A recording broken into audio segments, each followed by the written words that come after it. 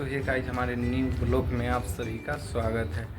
तो चलिए आज का दिन हमारा स्टार्ट होता है यहाँ से। और आप लोगों को बता दें कि 1-2 दिन से वीडियो नहीं आ रहा था, मतलब 2-3 दिन से वीडियो नहीं आ पा रहा है। उसका रीज़न बताते हैं कि थोड़ा सा प्रॉब्लम हो गया है। मेरा हैंड जो है आप लोग देख सकते हैं, ये जो थोड़ा सा क्रैक हो गया है, जिसके कारण हमारा वीडियो नहीं आ पा रहा है। तो चलिए कोई बात नहीं। तो ये कोई दिखाने का मकसद नहीं था, बस बहुत सारे लड़के हैं जो हमसे पूछ रहे थे कि वीडियो क्यों रुक गया।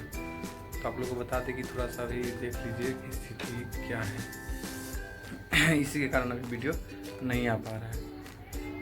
बट आज हम मतलब 2 दिन से कुछ ज़्यादा ही दर्द कर रहा था, तो आज हम सोचे कि पढ़ाई करेंगे। इसके लिए हमने टेबल लगा लिया है और अपना बुक भी। तो शायद हम अच्छे से तो नहीं दिखा पाएंगे, बस आपको बताएंगे कि हमने क्या क्या पढ़ा, क्योंकि मेरा ये हाथ जो है वो थोड़ा सा फ्रैक्चर हो गया है, तो जिसके कारण आप लोग को नहीं दिखाएंगे। और चलिए, तो हमारे चैनल पे नए हैं तो आप लोग ज़रूर कमेंट कीजिए, कुछ पूछिए, हम बताएंगे। और आप लोग भी क्या स्टडी करते हैं हमको ज़रूर बताएं। आप लोग हो सकता है तो मेरे से कई गुना अच्छा करते होंगे, तो आप लोग ज़रूर हमको कुछ बताएं। तो चलिए फिर मिलते हैं स्टडी में। और हम अभी जा रहे हैं करेंट पढ़ने, आप लोग को बता के जा रहे हैं, जो कि मंथली वाला पढ़ेंगे। 1 मंथ का भी करेंट पढ़ेंगे, उसके बाद पॉलिटी पढ़ेंगे, फिर ज्योग्राफी। चलिए पढ़ते समय बताएंगे। तब तक के लिए बने रहिए हमारे वीडियो और देखते रहिए। तो अभी मेरा करेंट का सेक्शन स्टार्ट हो गया। तो बिहार के किस ज़िले में चाय की खेती होती है? तो आप सभी को पता होगा कि किशनगंज। और वर्ष 2022-23 के लिए घोषित संगीत नाटक अकादमी पुरस्कार में प्रमुख पुरस्कार के लिए बिहार में कितने कलाकारों का चयनित किया गया है? तो बिहार में जो है आप लोग को भी पता होगा। आप लोगों को बता दें कि करेंट हमने ख़त्म किया, और करेंट जो कि है मंथली वाला हम पढ़ते हैं। और उसके बाद जो है हम पॉलिटी पढ़े। पॉलिटी में मेरा अध्याय जो था एनसीईआरटी का 3रा था, और उसमें जो चैप्टर था उद्देशिका मतलब प्रस्तावना। तो जैसे कि हम बता दें कि प्रस्तावना जो है, हम भारत के लोग भारत को एक संपूर्ण प्रभुत्व संपन्न समाजवादी पंथनिरपेक्ष लोकतंत्रात्मक गणराज्य बनाने के लिए तथा उनके समस्त नागरिकों को सामाजिक, आर्थिक और राजनीतिक न्याय, विचार और व्यक्ति स्वतंत्रता, धर्म और उपासना की स्वतंत्रता, प्रतिष्ठा और अवसर की समता प्राप्त कराने के लिए। तो ये जो भी है आप लोग प्रस्तावना, एक प्रियम्बल जिसको बोलते हैं, वो याद कर ले, ये काफ़ी ज़्यादा अच्छा रहेगा। और प्रस्तावना के बाद जो हमने आगे पढ़ा वो ये था कि राज्य के नीति निर्देशक सिद्धांत, जो अनुच्छेद जो है 39 की, जैसे कि महिला तथा पुरुष को जीवन यापन के लिए पर्याप्त साधन और समान कार्य के लिए समान वेतन अधिकार सुरक्षित करते हैं। तो अभी जो हम रीडिंग दे रहे थे इसी का अब ये हमने ख़त्म कर दिया, और उसके बाद ज्योग्राफी का बुक उठा लिए। तो चलिए अब ज्योग्राफी में अब क्या पढ़ते हैं वो आप लोग को बताते हैं। तो मेरा यहाँ से ज्योग्राफी का जो था वो, आज ज्योग्राफी का मेरा जो चैप्टर था, चौथा चैप्टर था, और उस चौथा चैप्टर का नाम था चट्टान। तो आप लोग को बताते हैं कि चट्टान में हमने क्या पढ़ा और क्या सीखा, वो आप लोग को बताते हैं। तो चलिए, जैसे कि चट्टान था जिसको रॉक बोलते हैं इंग्लिश में। तो ये था कि पृथ्वी का भूपर्पटीय क्रस्ट का निर्माण जिस पदार्थ से हुआ है उसे चट्टान कहा जाता है। अब इसमें समझना ये है कि पृथ्वी का जो भूपर्पटी वाला क्रस्ट जो होता है, उसका निर्माण जो होता है जिस पदार्थ से हुआ है उसी को चट्टान कहते हैं।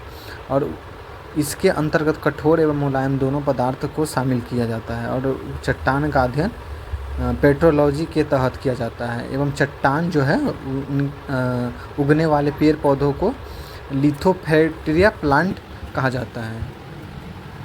तो ये हमने आप लोगों को बताया। और अभी फिर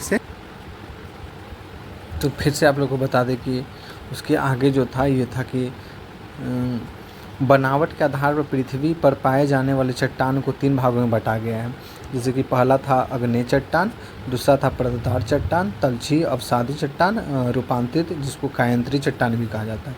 अब अग्नेय चट्टान में क्या है कि अग्नेय चट्टान जो है इसे प्राथमिक चट्टान भी कहा जाता है, क्योंकि इस चट्टान का जो निर्माण है इससे पहले हुआ था। और इस चट्टान का संबंध ज्वालामुखी प्रक्रिया से है, अर्थात ज्वालामुखी विस्फोट के दौरान पृथ्वी के अंदर से निकलने वाला मैग्मा के जमने के कारण इस चट्टान का निर्माण हुआ है। यह मैग्मा धरातल के सतह पर भी जम सकता है और सतह के अंदर भी जम सकता है। अग्नेय चट्टान में जीव जंतु के अवशेषण जीवाश्म नहीं पाया जाता है। और नहीं चट्टान में किसी प्रकार का परत मतलब लेयर जो होता है वो पाया जाता है।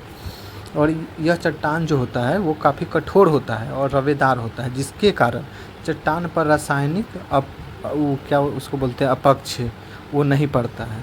और इस चट्टान को मतलब क्या बोलते हैं भस्म एवं लवण इत्यादि में किया जाता है। इस प्रकार प्रभाव नहीं पड़ता है, किंतु चट्टान भी भौतिक अपक्ष जैसे तापमान, घनत्व, दाब etc प्रभाव पड़ता है। और अग्नेय चट्टान जो है उसमें ऊर्जा के संसाधन वाले जैसे कि पेट्रोलियम पदार्थ, कोयला, प्राकृतिक गैस, ये सब जो है नहीं पाया जाता है, क्योंकि इसमें जीवाश्म नहीं पाया जाता है। किंतु सभी मूल्य खनिज जैसे सोना, चांदी और एल्युमिनियम, जस्ता, तांबा, धात्विक पदार्थ पर्याप्त मात्रा में पाया जाता है। और क्षैतिज विस्तार से इसके दृष्टिकोण से पृथ्वी के कुछ क्षेत्रफल जो है मात्र 21% जो भाग है इसका चट्टान फैला हुआ है, जबकि पृथ्वी के कुल आयतन जो है इसका 95 पर इसका योगदान अग्नि चट्टान पर है। तो अग्नि चट्टान का कितना प्रकार है, तो अग्नि चट्टान को आपको भी पता होगा। अग्नि चट्टान जो है 2 प्रकार के होते हैं। तो पहला जो है बाह्य अग्नि चट्टान और दूसरा है जो आंतरिक अग्नि चट्टान। तो बाह्य अग्नि चट्टान जो है यह ज्वालामुखी विस्फोट के पश्चात निम्न वाला मैग्मा धरातल के सतह पर आकर जम जाता है, तो निर्मित चट्टान को बाह्य अग्नि चट्टान कहा जाता है। जैसे बेसाल्ट, ऑब्सीड्स, इसे मतलब सीसा के नाम से भी जाना जाता है ऑब्सीडियन को। और आंतरिक अग्नि चट्टान जो है जब मैग्मा का जीवाश्म धरातल के अंदर ही हो जाता है तो इसे आंतरिक अग्नि चट्टान कहा जाता है। तो आप लोग को यही बता दें कि आप लोग भी अपनी स्टडी अच्छे से कीजिए।